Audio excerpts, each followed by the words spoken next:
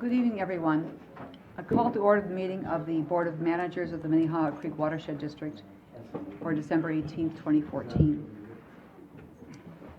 I see that all managers are present except managers Casal and Olson. If there is anyone who wishes to address the board on a matter that is not on the agenda or that is on the consent agenda, you certainly may come forward at this time. Is there anyone here? I see no hands. The next item is approval of the agenda, and I have two comments to make. We have two guests here, and I would like to move them up to near the top of the agenda. The first is Mr. Gabriel Jabbour of Orono, who's here to speak about boat design issues concerning AIS, and the second is Amy R. Gorley, who is here to be interviewed, to be a mediator for the board. So are there any other changes to the agenda, and are those changes approved by other managers? Manager Blix. I just wanted to move the 4.2 to the, I don't know, discussion, I guess? 4.2, Somewhere. I'll put it at discussion. Any other changes? Could we pull item 4.3 as well? 4.3 to discussion.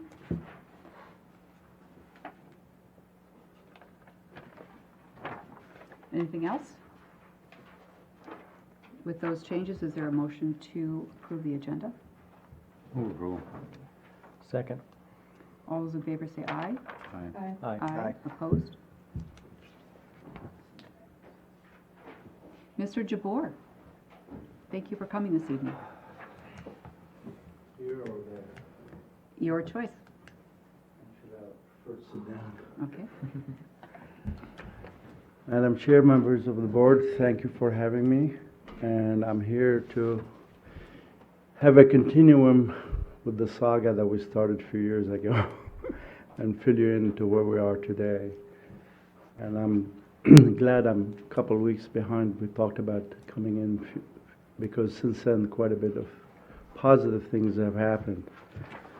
As you might recall, about a year and a half to 2 years ago, we decided to try to seek out the private sector more aggressively and engage them into trying to partner with us in preserving our natural resources by designing and improving designs on boat to make it less conducive to be able to take AIS from one body of water to the other, and to assist the inspector and the people who are doing decontamination to be more effective and facilitate the traffic jam and the bottleneck and all. We got a really substantially severe pushback in the beginning, and we, through Mike Hoff with the U.S. Fish and Wildlife, I ended up attending a meeting in Washington and pretty much took it upon myself to be the person advancing this, because I do not have any protocol that I have to adhere to, nor anybody to answer to, except for you, of course. He answers to us. I'm pretty sure, yeah. I'm trying to be extra nice, and that's going to last half a minute. So, after a long, long time, we, in matter of fact, only a couple of us, or maybe one of us, convinced ABYC, which is the body of nonprofit in the United States that puts standards for how to build boats. And they are all engineers, and the only thing they care is about safety, that they will have a summit to get all the parties together, up to 200 people. And this is ironic, 25% of them are attorneys. I don't know why, but no offense to the attorneys. And boat builders. I'm not one. A good disclaimer.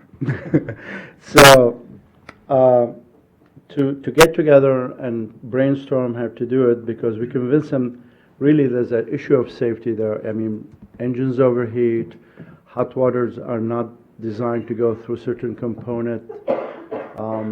Heat welded pieces of plastic might fall apart.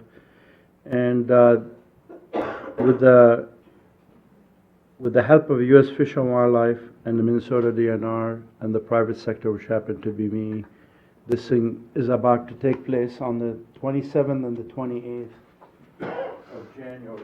Thank you.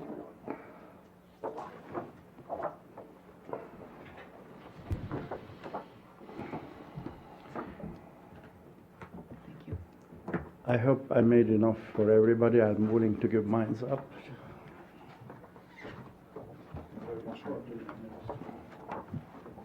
That's one now. You could imagine in the process of us trying to get them to attend to it, I have talked to hundreds and hundreds of people, and mostly in manufacturing and designs and salespeople, and they basically did not want to come forward and have any kind of ownership of this problem, because there's affiliated liability too with it. You know, you can't admit that your boats are really designed badly. And the biggest problem happened to be pontoons, and pontoons are growing in 22% of the market. Well, just last week I was talking to Premier Pontoon, and they're not only on board, they want to know what they could do to help. And they told me during the 2 weeks ago, they had a meeting with all the engineers in the United States at NMA, and NMMA was pushing back, and now they're urging them to attend the summit. So I really feel really, really good that there's something drastically positive have happened. And particularly I feel good that the private sector and the public sector and the local, state, and the federal government are all working hand in hand trying to get this to happen. And quite a bit of it was driven by that symposium you guys have put together, that we partner with you on it. And you might like to know, and I send it to Telly, I'm sure she will forward it to you, that many states in the western area of the United States have accepted that filter as if you have it on your boat, that you do not need to go through inspection. So there are positive forward motion is happening by the private sector and by the marine manufacturer. And hopefully, the reason I wanted to bring this to you in case any of you would like to attend, I'm sure it's going to be boring with all the attorneys around.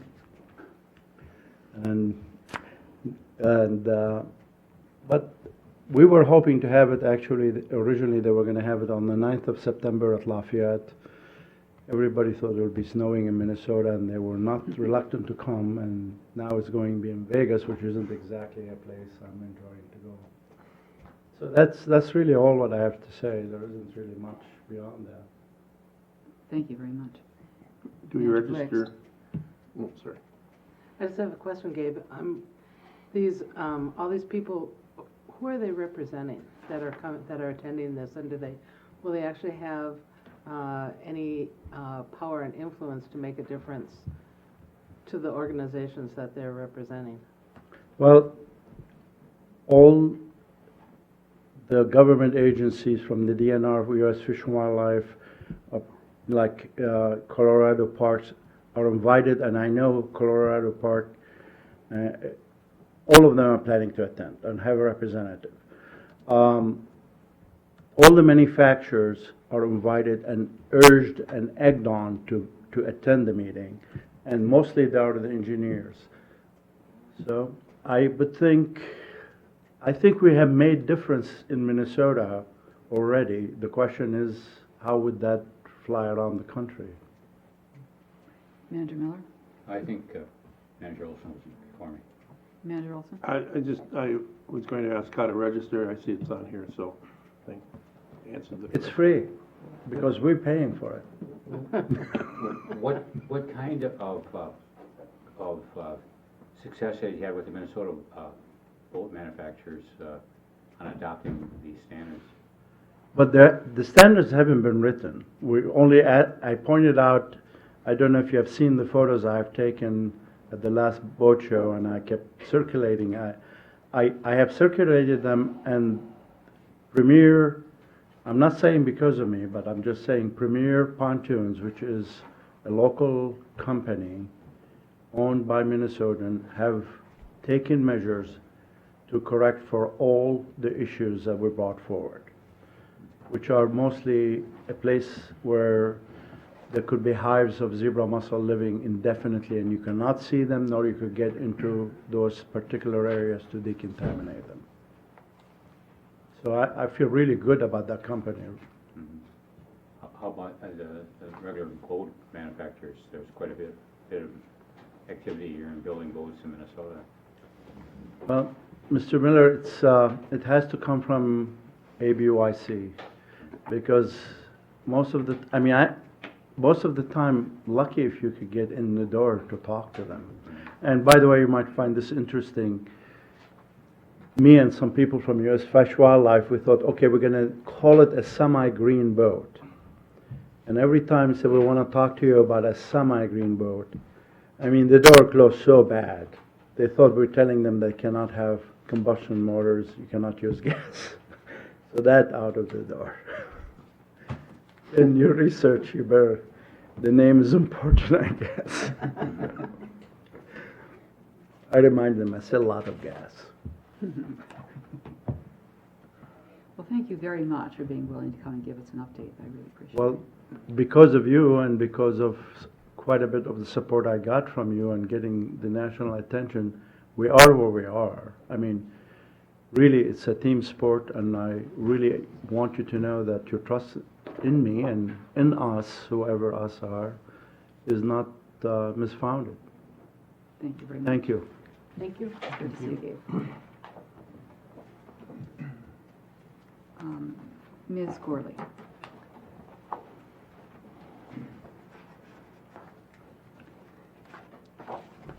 At our previous meeting, a motion was made to proceed. We had a recommendation of mediators or facilitators for our discussion to have you come in and essentially interview with us as the board moves forward in selecting professional to assist us with a discussion of how the board can work better together. And so this is essentially your interview. I didn't know that till I got here. So I know. Appreciate that, It's Madam surprising. President. So It's great. I wonder if you want to say a few words first about you yourself and your process, and then we can open it up to questions from managers. Yeah, great. Madam President, board members, thank you for the opportunity to come and talk with you. I know you've read my resume and seen other backgrounds, so I don't have a whole lot to add. In terms of about my process, every process is different. So sometimes facilitations are with 2,000 people in the River Center, and sometimes it's with 2 people who need to resolve a conflict so the organization can work more effectively. So there's a wide range of possible interventions, and in general, the process that I've used, and I've been doing this kind of work for more than 20 years, would be, unless it's a very small group of people, to spend some time really getting to know you and help define what your goals might be from some process, and do a little bit of assessment about whether or not some kind of facilitation or intervention would be, in my judgment, helpful to you. Sometimes these kinds of processes actually can, believe it or not, do more harm than good, right? And so that kind of discussion is an important part of telling you what I will do. So I can't tell you that if you ask me questions tonight. What I can tell you I'll do is work with you to come up with a work plan that is comfortable, probably with a smaller group of people that maybe represent several points of view. And then that work plan would include having some confidential conversations. We'd have to identify with who that would be, with the purpose of coming up with a recommendation back to you about what the path forward would be. So that's. I'll begin. Yeah. How do you work within the parameters of data practices, open meeting law, and even attorney-client privilege, if that were to come up? It depends on the process you're in, right? So it is possible to have a mediation that would be a closed process, although generally not done with a governmental organization in this context, as you probably know. And you have a lawyer who'll tell me if that's true. So generally it is an open process, although the private interviews being one-on-one would not be. Then as a part of the design process, we would have to discuss what you would want to be included in that report. Sometimes a lot of the the information gets aggregated in a way that it could be a public discussion, so that you don't want to be calling out any individual person. I'm personally also ethically bound not to talk about anything that I learn or any of my own opinions. So, to my mind, the processes work best when they follow data practices, and to the extent they can be open and transparent, the better. Mhm. In terms of reducing any mistrust about what the process might be. Other questions? And Manager Blixt? I'm just wondering, when would you anticipate starting, and what's the process to have you start? Has that been determined? I believe not. Yeah, and this is a little bit of a new process. So I was actually engaged through the State Office of Dispute Resolution, and I think this is the first or second case that they've done. They're newly created through legislation. Now, I also was one of the consultants that helped them create that office, so I'm a good test case.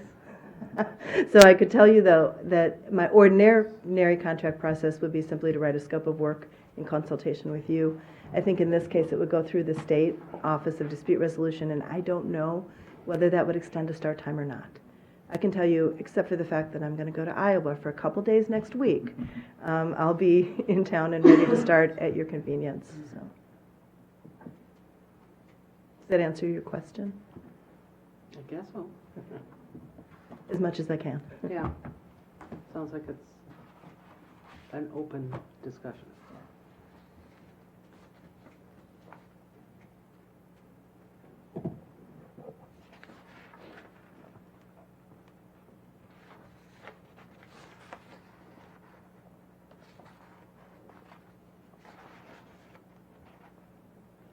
You mentioned there's a possibility that sometimes you would recommend that there not be a discussion. Sure.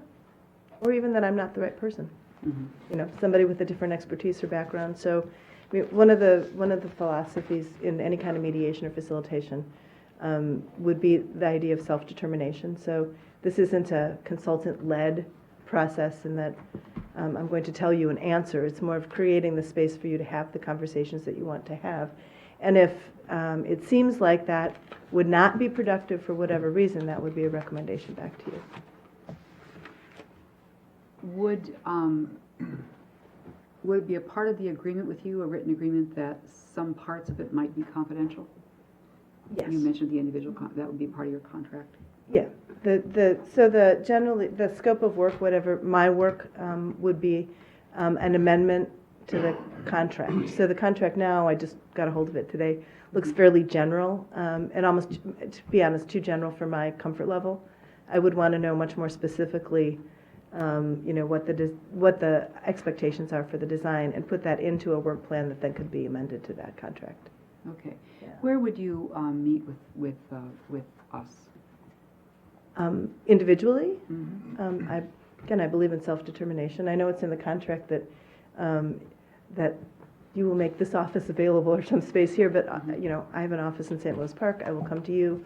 I know that you probably have other jobs and things to do, so we can make that as convenient as possible. If possible, I do like in-person interviews. I just think it's a better way to get to know you, but if that's not possible, I'll pick up the phone. Are there other questions? Are there other concerns that you would raise for us as legal counsel, Mr. Smith? Madam Chair, managers, no, I think we've had a discussion in the past about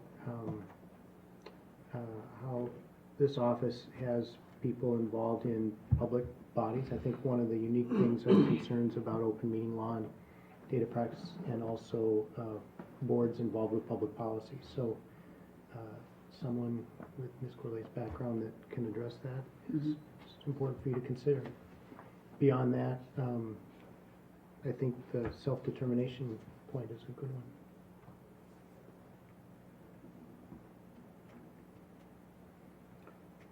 What action do Manager you Miller? want? Or do we need one? The previous motion was to interview Ms. Gorley, so if we wanted to, in fact, enter into a negotiating contract with Ms. Gorley, that would be, I think, an appropriate motion. I'd like to move that we enter into, or start the conversation, enter into a contract, whatever the appropriate motion is.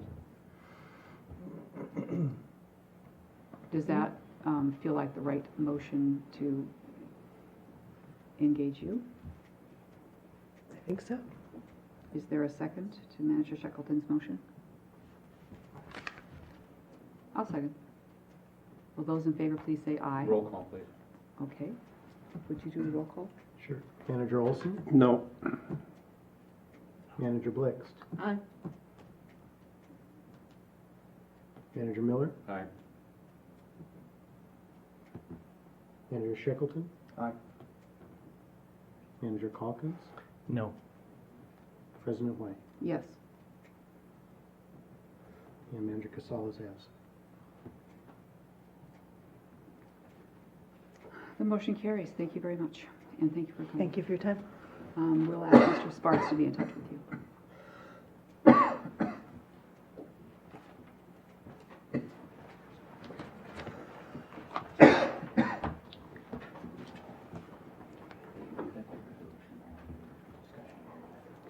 We have taken care of our information items by having Mr. Jabor speak and by moving two of them. On the consent agenda, we have approval of the December 11 board minutes, approval of the general checking account, surety account, 325 Blake Road checking account, and under consent items, we have Resolution 14-102, approval of the Cynthia Krieg grant recommendations, Resolution 14-095, approval of the 2015 MCWD meeting schedule, acceptance of the cost share LID 2015 work plan, Resolution 14-103, approval to amend the agreement between Three Rivers Park District and the MCWD to perform analytical laboratory services of E. coli analysis from April 2015 through October 2016. Resolution 14-104, authorization to amend the Minnehaha Creek Reach 20 restoration project to complete additional bank stabilization. And Resolution 14-105, authorization to execute an MOU with Great River Greening. Madam President? Yes.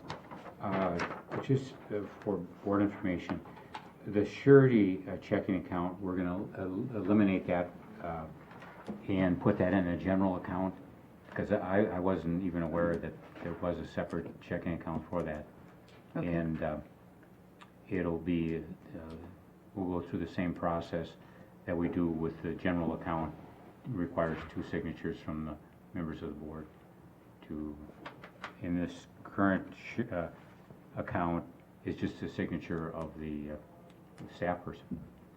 And I didn't see any reason for having another account, because we eliminated the petty cash account, and they're going to set some new process into place that we don't accept cash for permit payments, that we'll get a credit card system installed through the Beacon Bank to take care of that.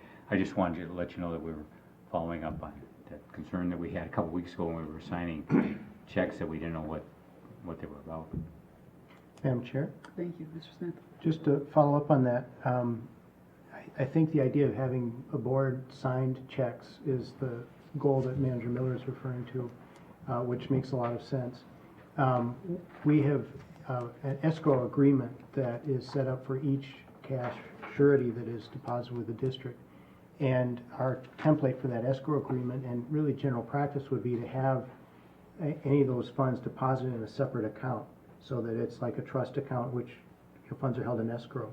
So I'm not sure that whether the goal necessarily should be to close a separate account, or simply to make sure that there are board signatures involved in any disbursements.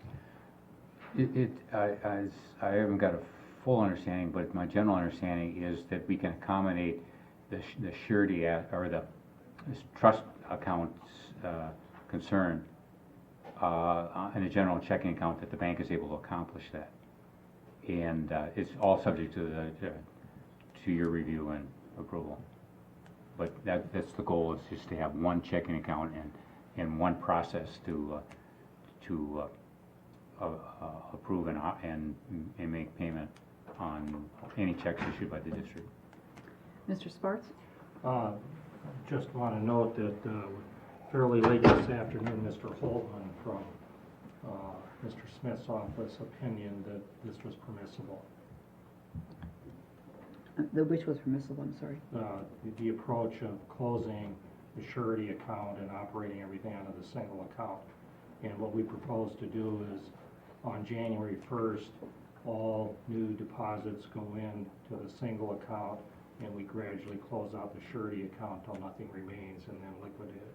But account form in a trust, Yes, form. trust account, yeah. Yeah, okay. Madam Chair, Yes.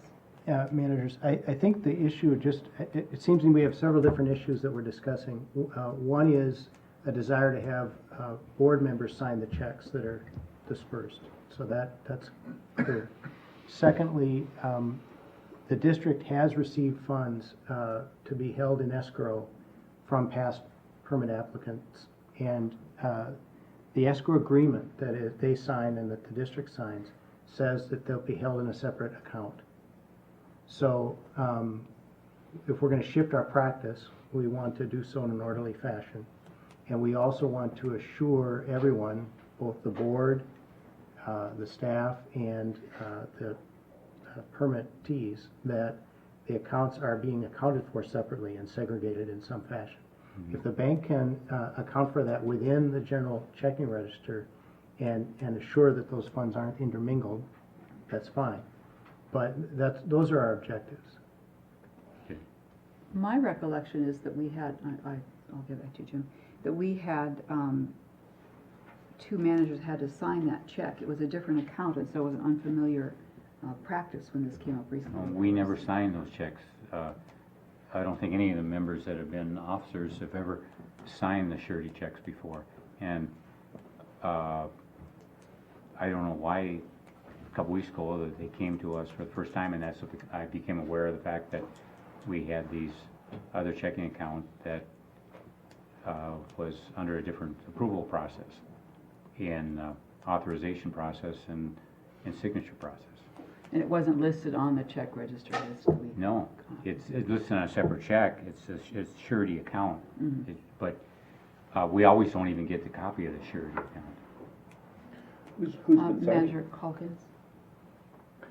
The executive secretary or the executive director has been signing it. One moment. Manager Calkins. Well, I had the question before Mr. Smith addressed it, but given that the money that we're talking about is not district money, it's being held in escrow, I'm not sure it's a good idea to get rid of the account. I guess I personally would like to see it remain as a separate account. I think we can change the practice of who signs the checks easy enough without getting rid of the account. I don't have any strong opinion about that. I mean, there may be reasons to do that, but I guess based on what I've heard, I'm not convinced that there are, and maybe in the future they might come forward with a justification for it, but I'm not convinced it's a good idea.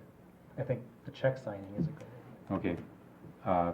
Then I don't have any particular reason for consolidating them, other than I don't want two check systems being in place with different authorizations and different signatures. So I think I don't have any trouble with that. So, council, if you can figure out how to do it, which is changing the authorized signatures, number one, and number two, a process to eliminate cash payments. And I think they're working with the bank on that right now, but it's just something that we should tighten up, I think. Manager Olson, did you want to speak? No. Does this require board action? No, I was just information because because we were pretty confused signing those checks We were. a couple weeks ago. That's quite true. That is quite true. Thank you for the information. Otherwise, is there any question about the consent agenda or anything to remove from it? Is there a motion? Move approval. Second? Second. Motion and second to approve the consent agenda. Any discussion? All those in favor say aye. Aye. Opposed? Thank you very much.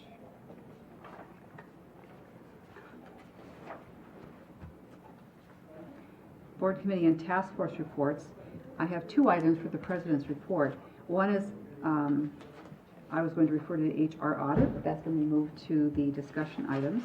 And the other is simply that this is the last meeting of the year, and I wanted to make sure everyone had good holidays and Happy New Year wishes.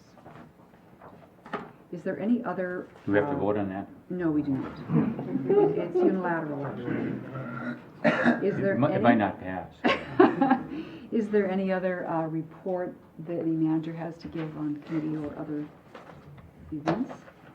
The upcoming meeting and event schedule is set out here through January. The January dates are still pending until I hope later in this meeting we approve we just did approve the meeting schedule, no longer pending. So the dates are there. Anything to add? We have no public hearings or presentations. We have no permits requiring variance or discussion. So we will move on to 4.2, which is the Nokomis Hiawatha Master Plan comments. Is Ms. Dunyansich in the room? I know I said I was going to put those under the lower in the agenda. I apologize. I'm the one that removed them, and I've already discussed with her. She knows, I've already told her what I wanted to say to you, so, the thing that I just wanted noted, for us, and I have no issues with, what, Laura's done in her report, but I just wanted everybody to be aware that, because this is in my neighborhood, and that, when the Citizen Advisory Committee was formed and they made their recommendations, as typical, the people that sat on the advisory committee tended to be all of one makeup, typically. They were not of representative of everybody in our community, let's just say. And one of the things that I do know about one of the recommendations that came out of there is that the Lake Hiawatha Beach should be closed, and because it's had a couple of times each summer that it gets closed due to goose poop, basically, and high levels of bacteria. And one of the things that I'm just aware of, and a lot of people are aware of, is that that particular beach has been adopted by the Hispanic people in the neighborhood, and so I think they kind of view it as their particular beach, and they were not representative on the CAC or and probably are totally unaware that it's being proposed for closure. And so once this goes forward and it gets sent out there for additional public comment, there may be some changes that need to be made in the plans. And so I just wanted people to be aware of that issue. Thank you. So there were no questions for Ms. Dunyansich? No, Is there a motion to approve? I will make the motion to approve sending our comments to the park board. Second. All those in favor say aye. Aye. Opposed? Thank you. Thank you.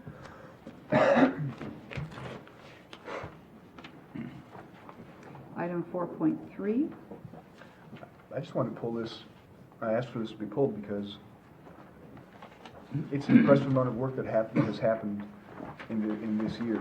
And I want to compliment our staff for having done all of this. And that's all I had. Jeff, could you explain what this audit was about, what the outcome was?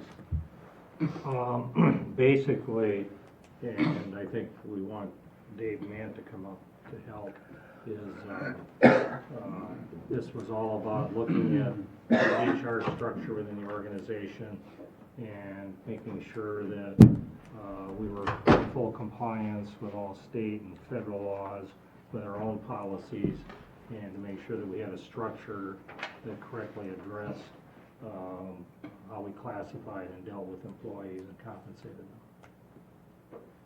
So that's been basically been completed. We're in the final stages of finishing up and dotting the i's and crossing the t's, and will be done by the end of the year.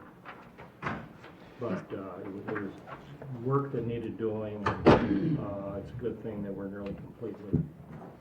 Thank you, Mr. Mant. I see that you have become half of the HR department. Thank you so much for the thorough and professional work that has been done by you and all the staff in this report. Were there specific questions that anyone wanted to ask? Manager Olson?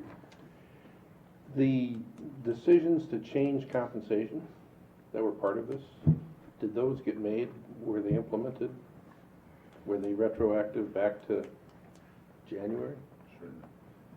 President White, Manager Olson, the comp and class study fell under a different process.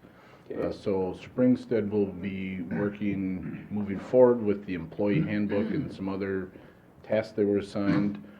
Comp and class was separate. And then this HR audit was more of a general, take a little bit at a time, complete as much as you can. So the comp and class was approved by the board, rolled out, and is in effect. Okay, thank you. And that was retroactive to the 1st of April, as I recall? Thank you, correct. There was recruitment in here. I saw it.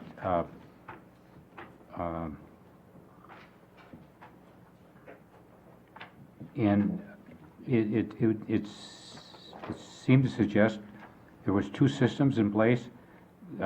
Some jobs were filled without recruitment and advertising, and other jobs were done with advertising and recruitment. President White, Manager Miller, what Springstead has laid out is, and you'll see when the employee handbook comes before, is typical in government. You can either do an internal hiring process if it meets the appropriate qualifications, or you do an external posting.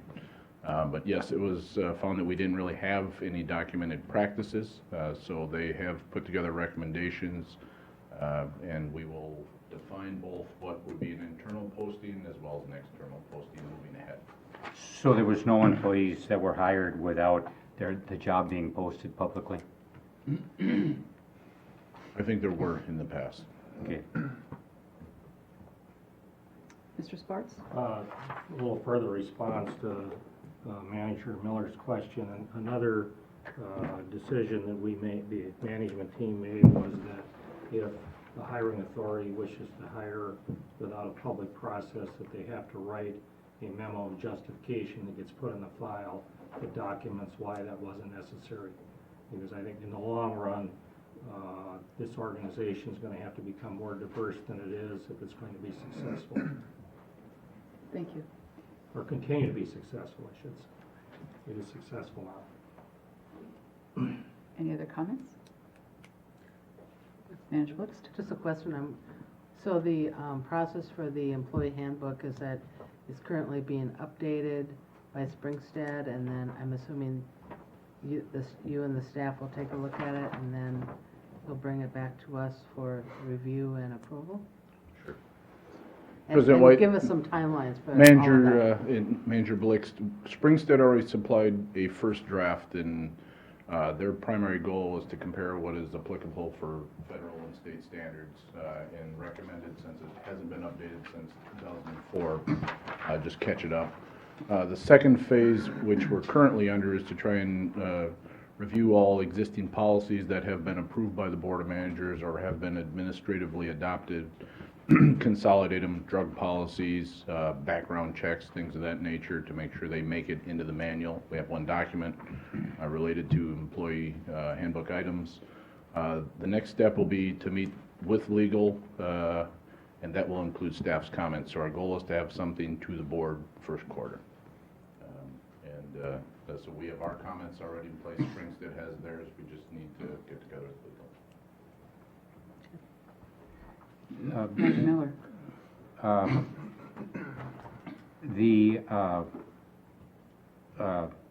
employee skill development, I'd be interested to know what we're talking about there, because I think that's really serious area of concern, to make sure that we provide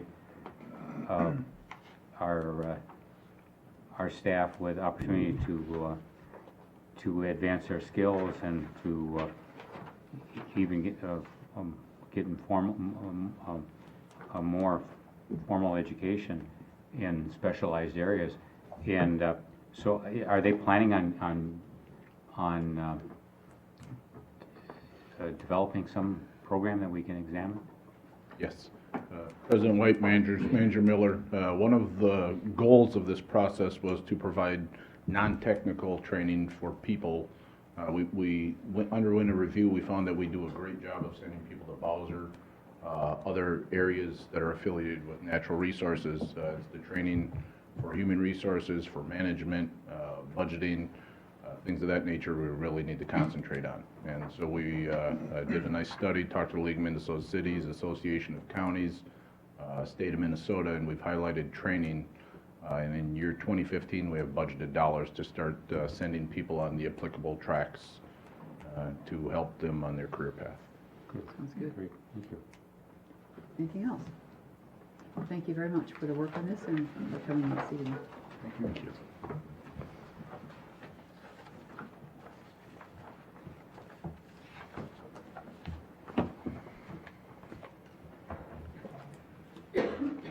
Item 11.2, acceptance of the revised CAC bylaws. Mr. Lochner.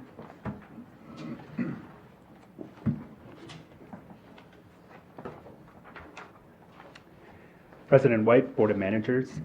I'm here to present the updated bylaws from the Citizen Advisory Committee that were approved by the Citizen Advisory Committee on November 12th. To give you a little background on why these are, the process of these changes and how they were made, I'm the staff liaison with the CAC, and they met, started discussing the bylaws and looked for opportunities to make some changes back in September. They formed a subcommittee that worked in detail discussing these changes, and then brought these proposed changes back to the full CAC over a series of months. And I'll just briefly give you a highlight of some of those changes that were made in the November 12th updates. If you look at Article 3, Section 1, they wanted to make an addition with their bylaws in terms of how individuals from the general public can make comments at their meetings. And so they added some language in there and how those individuals can contribute to the meetings. The next update, Section 6, they made the decision to use or basically conduct their meetings based on Robert's Rules of Order, realizing that there may be situations where they may need to deviate from that structured decision-making framework. Underneath Section 7, they had a substantial discussion on what the role of abstentions and recusals, what that meant, and so they wanted to add in some additional definitions to both of those, so added in language on that section. And I think that was the focus of their updates to the bylaws that were made. Thank you. Manager Shackleton? Thank you. So, I guess I'd like to move to send this back to the CAC based on Section 7 and 8.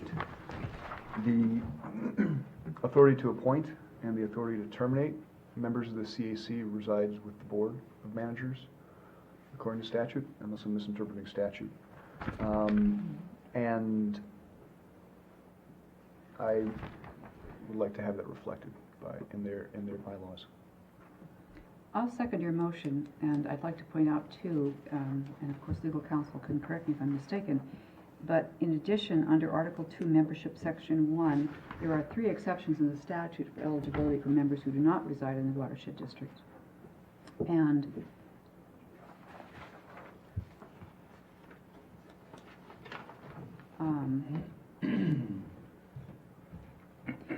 I'm wondering about Article 5, Section 2 concerning expenses, because we did have a policy we passed, I don't recall if it was in 13 or 14, saying that all CAC expenses had to be pre-approved by the board.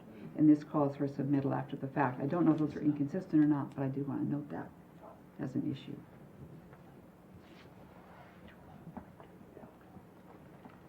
Mr. Smith? Madam Chair, I was going to flag Article 4, Section 7 and 8 as a concern, so I just want to confirm that those do not seem to score with the idea that the CAC members serve at the pleasure of the board. Mm-hmm. Thank you. Is there any discussion? What's the action? The motion is to refer it back to the CAC. Okay, well, I'm not sure I've got a concern about it, but I wonder, these expenditures, and they're having a treasurer and everything, they don't, I mean, they don't have authority to spend any money.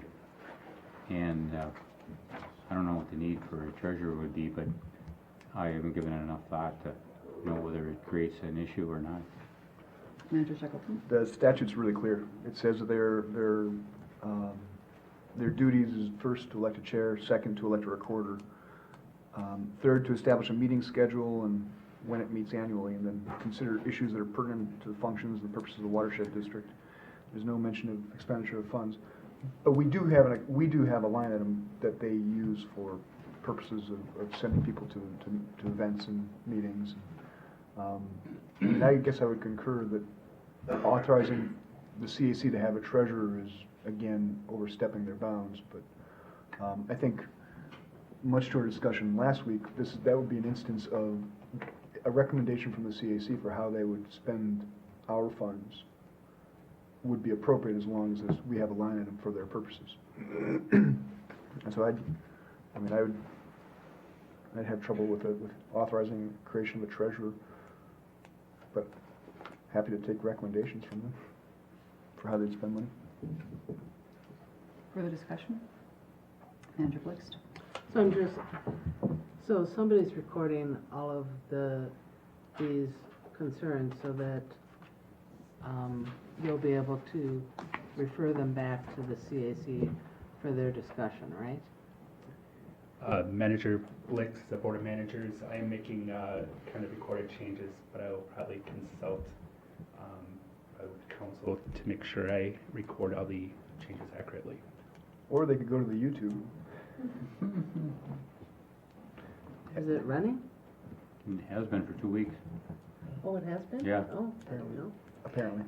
Oh. Is there any further discussion? Manager I Olson? wish somebody would have told me so I could do my hair.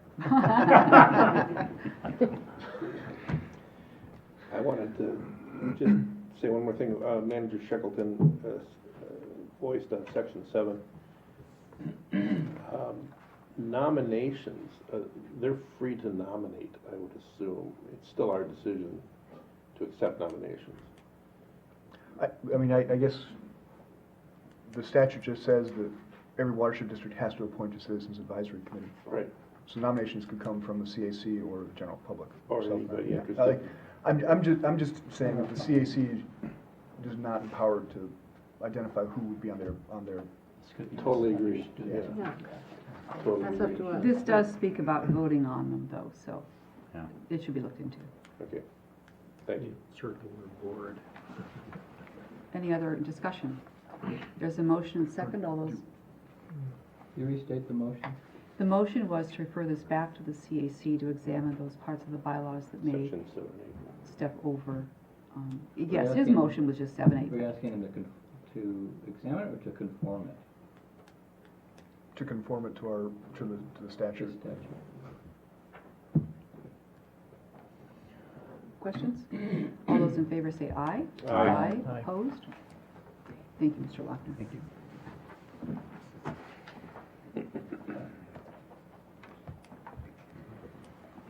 Item 11.3 is a recommendation to amend the interim administrator's contract. This came in as a request from me. We're examining the budget that we set forth for the interim director, because of additional work that was required with discoveries, we're going to exceed the budget, and we need to amend it to keep Mr. Sparks employed until we get a new executive director. So the recommendation is to add up to 6 weeks and up to $10,000. So move. Second. Discussion, Manager Blixt? Well, I think this needs to be moved to the next meeting, because we have nothing in our packet about this, and we didn't get notice so that we could be prepared for any discussion about this. And I'll just say that because I was trying to figure out when Ms. Gormley was going to be here, and so I had earlier this week downloaded my packet, and then I got your email, and so I was trying to figure out where she was going to be on the agenda so that I could make sure that I was prepared. And so then last night I went to update to find out where she was going to be on the agenda. I couldn't find her, and then so then again this morning I tried to look for her on the agenda again, and I still couldn't find her, but then this appeared on the agenda, but there was no attachment with it, so I have no idea what the proposal is for her, or what the plan is for the work to be done. So The plan is to continue the work that's been going on.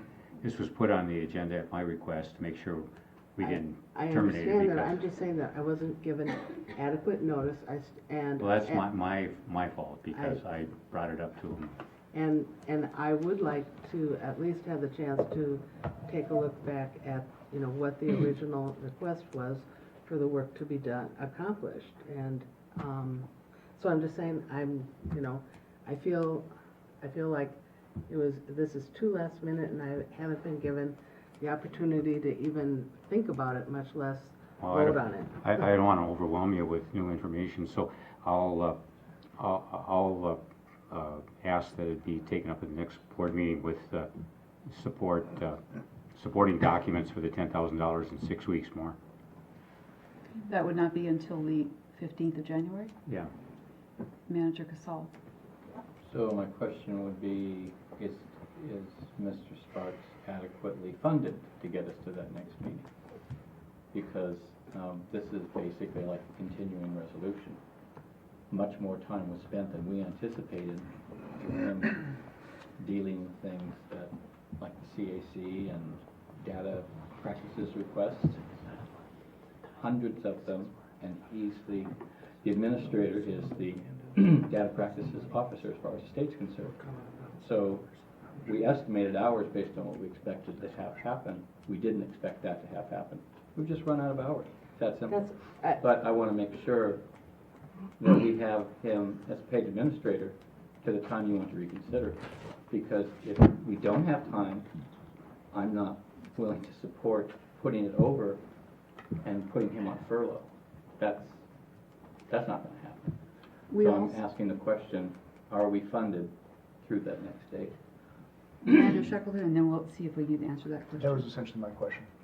When does our funding allotment run out? You may have said that, I may have just missed that.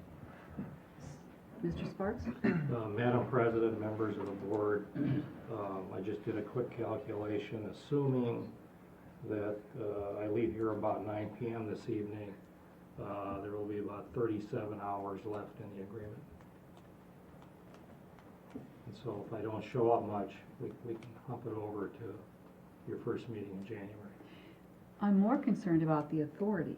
We need to have an administrator for many actions. Well, I believe the agreement, the way I read it, it doesn't have a definitive end date. It was assumed to be about 6 months when it was drafted. I think I can continue to be your administrator until the next meeting. Manager Casal. We have a motion on the table. to Yes, we approve the do. fund. Yes, we do. And I'm going to speak in favor of the motion based on what I just said. I'm not willing to put this over for a review. It's just a simple funding request to continue what we've been doing. Mhm. And the funds have run out for reasons that we all know and understand. So there's no reason to put it over and to put us in a position where Mr. Sparks isn't coming in when he needs to come in because we don't have the funding. Mhm. So I'm speaking in favor of the motion. Any other questions or comments? Manager Blixt. Well, I'll just say, it seems likely that there is gonna be enough funding to get us through to the next meeting. And that just due because of the nature of the next 2 weeks are basically gonna be all holiday weeks. And then we'll be meeting again. That can be your position. Yeah. I mean, I don't agree with this. It's almost a month away before we meet again, and I don't want him to be trying to manage his hours like he's counting calories. We need him for when we need him, and we don't know what kind of requests are gonna be made on his time. And we're not gonna be meeting again, so that would put us in the position. We'll be meeting that on if the we- 8th But it, and the 7th. Is there, Yes, I are we ready disagree. to vote, do you think, on this? Manager Shackleton. If we have the money in contingency, and he won't misspend we trust that he will not misspend the money, I think authorizing it ensures that we don't lack a director. And to that end, I think it just makes sense to do this. I trust that he won't misspend our money, and that this is just to continue the effective operation of our organization. And so, I was just as surprised as you were. I heard nothing about this. I have nothing in my packet. But I think it's important to make sure that our organization just keeps functioning. And to that end, I don't expect the cost to be extravagant, and I expect it to be well spent. So I'm willing to support it. And I apologize for putting it on without documentation for the $10,000 in the need and where the money was spent. You know, those legitimate questions, but I don't think it's an overwhelming concern that we've misspent the money or we haven't got a good program to use it and be effective for the benefit of the district. Manager Calkins? I guess the only thing I would say is that it is something that we knew was coming, and it is unfortunate that it ended up on an agenda late. Individuals have been chided multiple times in the past and told things would not be put on the agenda if they came in after the deadlines for agendas. So we are making an exception in this case, and I think it's an exception that could have been avoided. And I think that's unfortunate. This was posted on the agenda Monday. But we don't have any You don't have documentation, No no documentation. information. Yeah. Which is my fault. Point Inadequate. taken. Point taken. I didn't, it was an oversight on my part. Any other comments or discussion? Ready to vote? All those in favor say aye. Aye. Opposed? Aye. And one opposed. Thank you.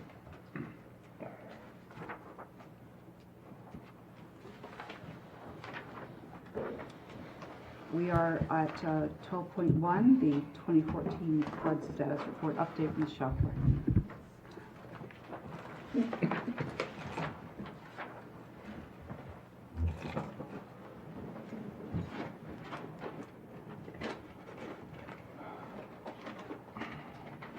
President White, managers, tonight I'm going to give you a brief summary of where we're at with the flood report and provide you some next steps. But first I want to provide an introduction on what led up to the flood report. On June 26th, I provided a high water update to the board summarizing what we'd experienced in the last the prior week to June 26th, which was when we experienced the highest water across the district. At that time, I said that we were aggregating a lot of information and had planned to bring that back to the board in a formal report. We continued to collect data throughout the year, pretty much through September, when the water started to recede through most of the water shed. In September, we contracted with Wink Associates to help us assist in writing the report and also to help us do a stream assessment to assess damage on the 6 major creeks within the watershed. And then last month, on November 13th, I provided an update on what those damages were and the FEMA process. So the 2014 flood report, the purpose is really twofold, to put all the information we've gathered in one place. And then the second is to look forward on how this report can define the district's role and inform a response plan for the next time we find ourselves in an event like this. So the report itself is broken out into 4 sections, and the first section generally is a summary of the event. So where was the high precipitation across the district from our monitoring? What lakes saw record levels in 2014? What streams saw record levels and flows in 2014? The second chapter will go into the effects of the high water. So what were the natural resource impacts? What were the infrastructure impacts witnessed across the district? And then the third section is one that we're going pretty in depth into, and is understanding the impacts across the district departments. Some examples of that are the permitting department brought 6 emergency permits before the board that include slope failures and adding fill to roads that were underwater. Our operations and maintenance department, along with our front desk, saw a tremendous increase in call volumes during the high water. The operations maintenance department that I oversee, we found ourselves trying to prioritize workload. So we prioritized the FEMA repairs and that assessment, and had to put developing the land management plans on hold. Our water quality reassessed where they were doing data collection and where to get additional information. And then throughout the whole process, we've been tracking the budget implications. How much money has this cost the district from all the extra coordination? The last section that will be included is an agency coordination piece, understanding the role that all the outside agencies can provide the district, and how the district fits within them, and how we can coordinate moving forward. So as we were gathering this information and reviewing it, and during the event this year, we realized the district doesn't have a response plan. So we saw this as an opportunity to capitalize on this valuable learning experience so we can be better able to respond for the next time. So the flood report itself will help feed into a flood response plan that will be developed after the flood report is finalized. And this flood report plan will define the roles for the district during the event. So for example, this year we had to define what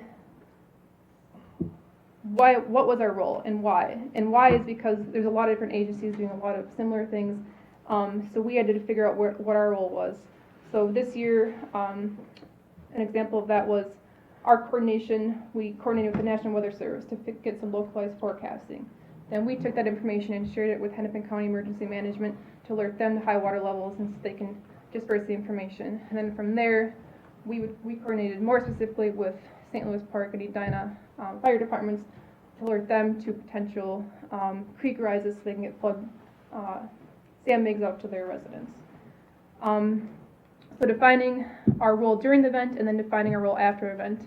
How do we add value to the community through coordinating repairs, and then also long-term planning, identifying the locations that were stressed during the event.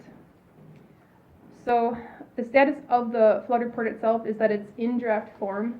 We've aggregated all information into one place, but it's a lot of information. So right now we are refining it. So it is readable for people like yourselves and other policymakers so they can use it to the best moving forward. And we're also creating a lot of maps and figures so it is easy and readable. And then also working through internally with all the departments to make sure it reflects everything that everybody did. And our plan is to then present the flood report itself at the January 29th board meeting. And then from there, after we get your comments and suggestions, move forward with the response plan that is shown here, and as a companion piece to that, and then also as we refine that response plan, include that in the next generation comp plan. So we have a good idea of what our plan is moving forward when we find ourselves another flood event, and identifying those areas where there was stresses across the district. So with that, I can take any questions. Manager Miller. Oh, I'm impressed how, without a plan, how well the staff rose to the occasion of and assigned people from other departments and worked through all this coordination of information and resources so that it actually, the end result was it looked like we had a plan because you were so responsive and timely. I want to commend the entire staff for the work they did on responding to the flood with no plan. I second that motion. Are there any other questions or reaction for Michelle? Will there be a comparison of the FEMA flood data to what actually happened? Like I'm blanking what the term is called. The term of art is called. Calibrate. Sorry. Oh no, to calibrate the difference between what actually happened, what thought might have occurred. President Manager Shackleton, that is something we're looking at. The DNR actually has some grant fundings available to help do that exactly. Take the high water levels we got and see how they do relate with the model. Chris can maybe, I don't know, a little bit more in your wheelhouse. I don't know if there's, is that framing it right?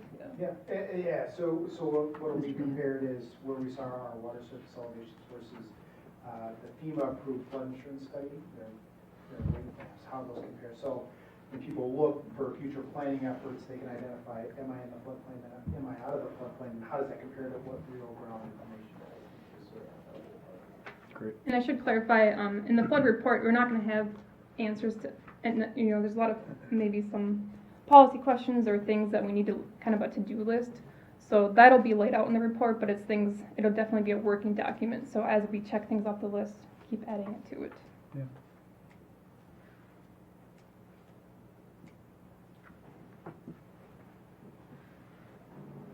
Other questions? We'll look forward to that. Thank you very much. Thank you.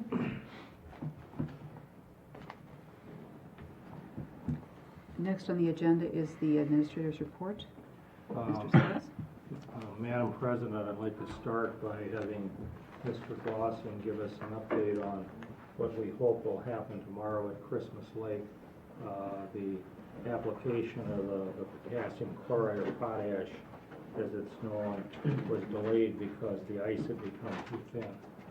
And I believe we're hopeful that tomorrow will be the day that the magic happens. Everything is set up for the application to be made tomorrow morning. Our staff is out today to check the ice. It's about 6.5 inches, which compares much more favorably than the 3 or 4 inches that they would have had on Tuesday had they been out there. So things are going to get set up starting around 8 o'clock. It's anticipated the actual injection will occur around 10 o'clock and probably take an hour and a half or so to do. So this will be the final thing that we can do with the tools available to be able to treat the area. In some ways, we hope that there's no zebra mussels in there for the potash to take effect on, but we don't know that. So this is really giving the added level of insurance to everything that we know that we're able to do. Throughout this process, the DNR has been the one taking the lead in arranging for these things. So we've been they've relied on us very heavily to give them the information right out here because we're close, and it's been a very good, close working relationship. And that's, I think, had a lot to do with the success of the efforts thus far. Thank you, Mr. Dawson. Manager Olson? Craig, do we have a plan to monitor the success of this, to quantify it? Is it just? We've been collecting a lot of monitoring data already. We'll do what we can under the ice, and which I don't think is probably going to be too much other than monitoring the concentration of potash. We've done that with the copper product as well. We will be looking to get people out as soon as ice is out to take a look at things. Okay, what about in the springtime? Are we just pulling up the barrier and say to the public, have at it? Is that? That's likely. We haven't really gotten that far. Our focus to date has been to be able to make sure that we have the treatments done. Okay. But the DNR is wanting to have the public access open and the lake accessible, no barrier in place as soon as possible, but that's subordinate to the containment effort. That's my question, the containment effort. I mean, all you need is another zebra mussel. We don't know if that was because we failed or someone brought it in. That's the reality. We've done the best efforts that we can to, after the Equinox treatment, another search, found some outside the treatment area, and then put a new containment barrier up at least again as far out. Problem with zebra mussels is they're very tiny. You can't be sure, but we've done every reasonable effort, and in some ways I think above and beyond what would normally be done with a circumstance like we had. Manager Blixt? So my question is also about the spring, but just wondering, since we're denuding the area, pretty much, what's it going to take for it to recover? And how long is that going to take in terms of revegetation and all the other things that will make it an actual lake again? The area that's being treated is 3/4 of an acre. It's very mucky soil, and there hasn't been much in the way of vegetation there to begin with. The potassium is a nutrient, so if there's anything left in the lake bed, those should recover. It's really designed to be treating the zebra mussels themselves, not having effects on other species. So Very quickly. So everything else is going to just come crawling back in and swimming back in right away. And it's a very tiny fraction of the whole lake volume that's there, and the water will mix pretty quickly. Okay. Manager Calkins? It would seem to me, since much has been made of the fact that this is the first time that all three methods have been used, and that if it works, it would be the first time that zebra mussels would have been eliminated and all the rest of that. So it would seem that that the DNR would want to have all of the information that it can have to prove that. They may not want to disprove it, but to prove it. So it would seem that we would want to be working with them to ensure that there would be surveys taken and whatever samples need to be collected prior to the fact that we have access to the lake by the general. And frankly, we're doing the monitoring effort, or taking the lead on it. The DNR is also providing some staff to help. I think it's just important that we make sure push to make sure that happens. Yeah, we're all very interested in as thorough a job as we can on assessing what's been done. And we've also had some assistance from the AIS Research Center, trying to make sure that's done as science. It's an applied science project, so we're trying to do as much science design as we can. Thank you, Mr. Dawson. And with respect to the job vacancy that was created by the announced resignation of Brandon Weiser, we have identified an internal candidate I think will be more than adequate to fill the position.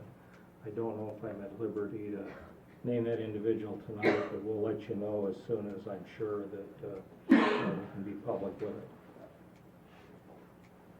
And then, I blindsided myself here.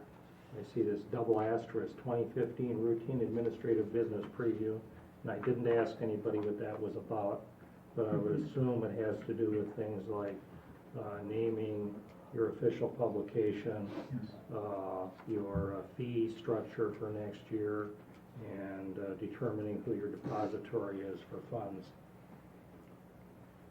Is there That's what anything we else I have. missed? That'll come first. That'll business come, meeting. that'll Manager. come at one of your own Miller? meetings next year. Okay, the only one question I got about the depository, do we have Springstead examine whether we should go out for receive proposals from other banks, or is it the recommendation we stay with the same bank? I believe the recommendation is to stay with the same bank. I didn't hear anything at all from them about the desirability of a request for information or doing an RFP. Okay, And that is what the recommendation is. what's that? That is what the recommendation is. Okay. To stay with Beacon Bank. From Springstead? Okay. So, do we make a motion to have that happen now? No, it's scheduled No. for the 15th of January. I see, okay. All three of the items are scheduled for the 15th. So you're giving us a heads up. Hopefully. And that would conclude the administrator's report for this evening. I'm sorry we're done so early. You won't know what to do with the rest of your evening, but do try. You can figure it out. Any other business? The meeting is adjourned. Thank you, everyone. That's early. It's early as that. There's checks to be signed.